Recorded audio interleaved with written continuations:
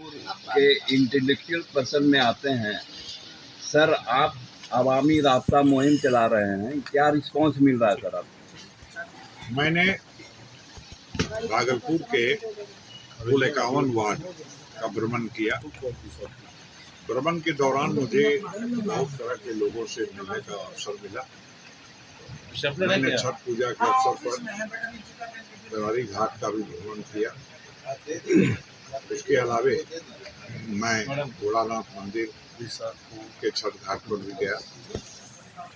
वहाँ पर लोगों में जो उत्साह मैंने देखा, लोगों में निराशा का भाव देखने को मिला। लोग इस बात से बहुत नाराज थे कि सर, आपको तो मैं व्यक्तिगत रूप से बरसों से जान रहा हूँ, शहर में आप लोगों की सेवा कर रहे हैं, लीगल फ्रेटर्निटी में आप बहुत अच्छा काम कर रहे हैं। आपने न्यायपालिका के क्षेत्र में जितने भी लोगों को जितनी अधिक से अधिक राहत मिलनी चाहिए पा भी रहे हैं।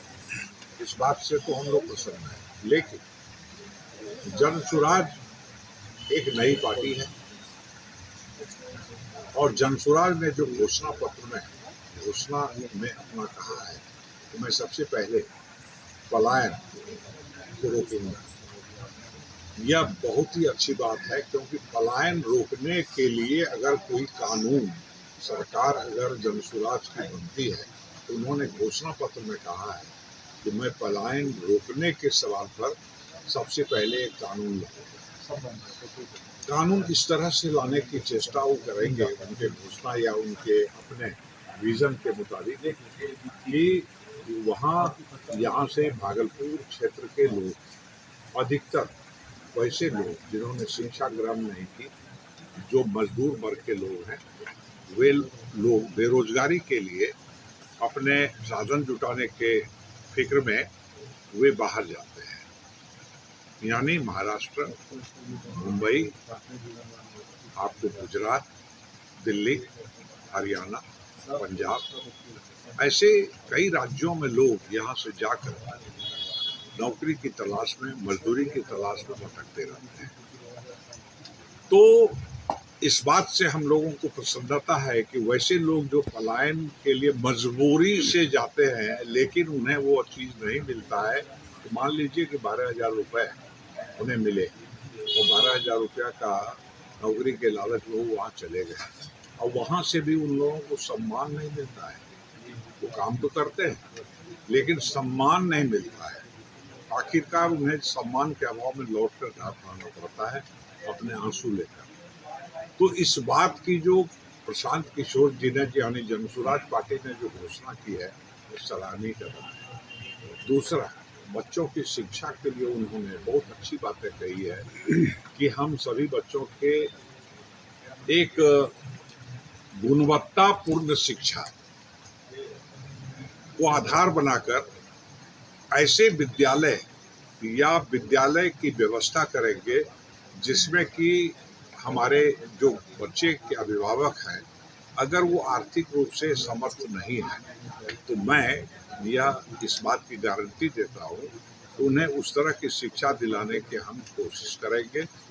सत्ता में रह गए तो दूसरी बात, जो सबसे महत्वपूर्ण बात है वह है उनका जो मैंडेट है, उन्होंने जो वायदा किया अपने, उसके मुताबिक हम बोल रहे हैं कि उन्होंने लोगों के लिए कृषक, जो किसान, हमारा बिहार जो है कृषि प्रधान राज्य है, किसानों के लिए आज तक सरकार ने कोई ऐसी व्यवस्था नहीं की जिससे कि उसकी फसल की गुणवत्ता बढ़े, उन्हें उचित मूल्य पर अनाज बेचना पड़े और उन्हें उचित मूल्य प्राप्त हो, ताकि उन्हें ये प्रोत्साहित किया जाना चाहिए कि साथ किसान आधुनिक तरीके से खेती कर सकें। ये बहुत बड़ी बात है।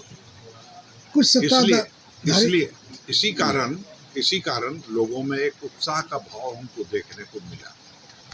कुछ सत्ताधारी दल के नेता हैं, कहते हैं नौसिखिया है, नई पार्टी बनाई है, उनको राजनीति का भी क्या है, आरोप भी लगाया कि पैसा कहाँ से लाए। हम तो आपको स्पष्ट यह बता देना चाहते हैं कि नवसिखुआ कौन होता है जो आदमी जिंदगी भर काम करने के बाद भी अकल नहीं आता है, वह नवसिखुआ की श्रेणी में आता है।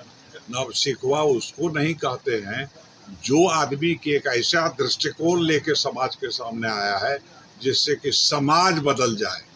अगर बच्चे शिक्षित हो जाएंगे निश्चित रूप से समाज विकसित होगा। वह उस बात का विरोध करने की स्थिति में रहेगा कि साहब अगर हमको शिक्षा नहीं मिलती, हमको उसका अधिकार है और वो अधिकार हमें मिलना चाहिए। तो शिक्षा का बेहतर शिक्षा दिया जाना एक बहुत बड़ी कामयाबी का निशानी है। भागलपुर सिल्क यह है कि बुनकरों की समस्याओं के लिए सरकार ने कभी कोई योजना नहीं लाई। बुनकरों की समस्या यह है, मूल समस्या यह है कि उनके द्वारा जो उत्पाद किया जाता है मेहनत मजदूरी करके, जानते हैं आप लोग, जानते हैं, पत्रकार हैं आप लोग, सब जगह देखते हैं, घूमते हैं, तो मैं आप लोगों को बता देना चाहता हूँ कि वह मजदूर जो कि हैंडलूम या पावरलूम पर बैठता है, उस आदमी को कितनी कठिनाई होती है और वह सिल्क का कपड़ा तैयार करता है और वह सिल्क का कपड़ा चला जाता है विदेश। उसका देश में उसका उत्पाद जो वस्तु है उसका खपत यहाँ सरकार ने करने के लिए कोई भी उपाय और कोई योजना नहीं लाई, जिसके चलते कि बुनकरों में बहुत निराशा का। एक तरफ से एनडीए है, एक तरफ दूसरी तरफ जो है महागठबंधन है और फिर जन स्वराज है। कहाँ पर स्टैंड हो पाते हैं जन स्वराज देखने वाले? आज तक हम लोगों ने एनडीए और दोनों गठबंधन की हम बात करते हैं, एक का तो पहले लालू और नीतीश करते थे, दोनों संचालन उसका। अब जब देखे कि लालू जी से काम नहीं बन रहा है तो नीतीश जी ने अपने पलटी मार दिया और पलटी मार के वो जाके बीजेपी में जाके अपने आपको उनके गोद में दे दिया। तो अब ये स्थिति है कि एक दूसरे के ऊपर आरोप और प्रत्यारोप लगाने के पीछे लगे रहे, लेकिन समाज में किस तरह से बदलाव आवे, उसकी आर्थिक स्थिति कैसे सुदृढ़ हो, समाज कैसे एक अच्छे वातावरण में जी सके, इसकी व्यवस्था उन लोगों ने नहीं की। ये लोग आपस में लड़ते रहे दोनों एक दूसरे के ऊपर कि ये चोर है और ये कहता है कि नहीं ये चोर है। आप आए दिन सुनते होंगे, कभी राहुल गांधी का भाषण सुने होंगे, तो वो बोलते रहते हैं कि ये जो है यहाँ पर लालू की सरकार ने तो जंगल राज था, और ये नीतीश सरकार जो है इसमें जो है जो कहते हैं विकास पुरुष अपने आप को, उन्होंने अपने आप को यहाँ के अधिकारियों के पाले में डाल दिया अपने आप को। और आज अधिकारी वर्ग से लोग इतने परेशान हैं कि आप ब्लॉक स्तर से उठाइए तो ब्लॉक स्तर में प्रखंड कार्यालय जो होता है वहाँ पर अगर एक आदमी म्यूटेशन कराने के लिए जाता है तो उसकी चप्पलें जो है टूट जाती है दौड़ते दौड़ते, और उसके बावजूद जब काम नहीं होता है तो निराशा के भाव से उतारता है कि कितना पैसा लगेगा। तो पिछले दरवाजे में एक आदमी बैठे रहते हैं, इतना दे दीजिएगा तो आपका 3 दिन में काम हो जाएगा।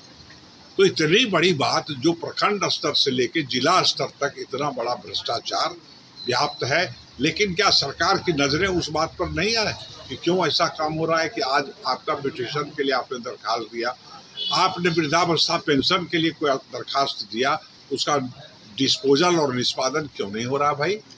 इस पर आपने कभी ध्यान नहीं दिया। आपने अफसरों को छोड़ दिया कि तुम जितना कमा सकते हो कमाओ। कहीं ना कहीं मैं सामने यही कहना चाहता हूँ कि जन स्वराज एक नए विचार, नई सोच के साथ आपके सामने, बिहार के लोगों के सामने वो आए हैं और उन्होंने खुलकर अपना जो विचारधारा उनकी है उन्होंने जनता तक अपने क्रेडिट कार्ड के माध्यम से पहुंचा दिया। भागलपुर जिला में हम लोगों ने 4 लाख कार्ड बंटवाया है। आपका मुकाबला किससे? जी, आपका मुकाबला किससे? मेरा मुकाबला इन दोनों, मतलब आपके यहाँ 3 कैंडिडेट अभी हैं। एक तो हैं कांग्रेस और राजद के, साथ हैं शर्मा जी, और दूसरा व्यक्ति जो है वो भारतीय जनता पार्टी और जनता दल यू के लोग हैं। अब ये दोनों आदमी के जो कैंडिडेट हैं उन दोनों कैंडिडेट से लोग निराश हो चुके हैं। शर्मा जी को तो 11 साल का मौका मिला। 11 साल में क्या स्थिति है आप लोगों के सामने है, भागलपुर के जनमानस के सामने है।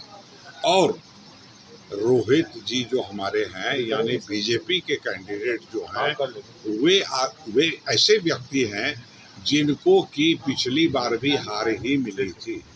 तो हार ही मिली थी, उसके बावजूद उसने ऐसे कोई विचार और सोच के साथ किसी व्यक्ति को नहीं लाया जिससे कि लोगों में एक उत्साह का संचार हो। इसलिए लोगों ने यह मन बना लिया कि इस बार तो हमारे सामने विकल्प है और वह विकल्प है जन सुराज। पहले में शहर की बुनियादी व्यवस्था जो है, जो जरूरत है लोगों की, उस पर हम लोग ध्यान देंगे। विलय जो होता है यहाँ से पलायन, उसको रोकेंगे, ये हम लोग का विजन है, दृष्टिकोण है। और तीसरी बात, शिक्षा की व्यवस्था जो है, मिस मैनेजमेंट को व्यवस्था जिसको कहते हैं, उस व्यवस्था को हम लोग सुव्यवस्था के रूप में सामने रखेंगे। मैसेज क्या है सर? जनता से मैं अपील करना चाहता हूँ, मैंने कभी जात पात धर्म लिंग पर ध्यान नहीं दिया। सभी व्यक्ति हमारे जनता है और सब समान है। किसी के साथ असमानता का भाव नहीं हो, चाहे वो किसी भी जाति के लोग हो। सबके साथ समान व्यवहार हो, सबके साथ समान सुविधा का प्राप्ति करावे और सब लोगों को एक नज़र से आप देखते रहे। इसी से बिहार का विकास संभव हो सके। बहुत बहुत धन्यवाद।